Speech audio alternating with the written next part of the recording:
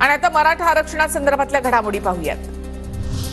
288 पाडायचे की लढवायचे बैठकीमध्ये ठरवणार जरांगेंचा इशारा, तर कृती करेपर्यंत एखाद्याच्या बोलण्यात तथ्य नाही, जरांगेंच्या आव्हानावर पंकजा मुंडे यांचं उत्तर।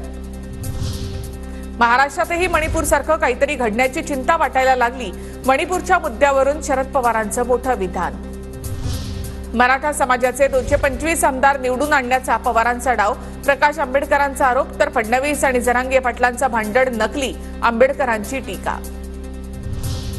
मराठा आरक्षणाच्या मुद्द्यामध्ये फडणवीसांवर विनाकारण त्यांना ओढलं जातं हे प्रकाश आंबेडकर यांनाही माहिती, पण आंबेडकरांना राजकारणासाठी काही गोष्टी बोलाव्या लागतात, बावनकुळेंचा आंबेडकरांना टोला।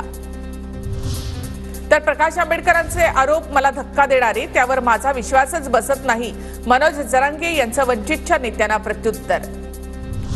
पवारांना विनंती आहे त्यांनी दंगलीला पूरक वक्तव्य करू नयेत, पवारांच्या तोंडून राजकारणासाठी अशी भाषा शोभत नाही, राज्यामध्ये कुणीही दंगलीची भाषा करू नये, बावनकुळेंचा पवारांवर निशाणा।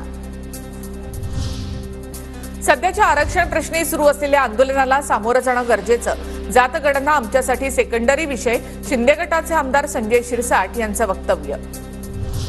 शरद पवार देशातील सर्वाधिक अनुभवी नेते, त्यांनी आरक्षणाबाबत भूमिका मांडावी, त्यांची भूमिका पूर्वीप्रमाणेच आहे की नवीन काही आहे त्यांनी सांगावं, पंकजा मुंडे यांचं आव्हान। महाराष्ट्र आणि मणिपूरची परिस्थिती वेगळी, महाराष्ट्र पुरोगामी राज्य, त्यामुळे तशी स्थिती महाराष्ट्रामध्ये येईल असं वाटत नाही, बच्चू कडूंची पवारांच्या विधानावर प्रतिक्रिया।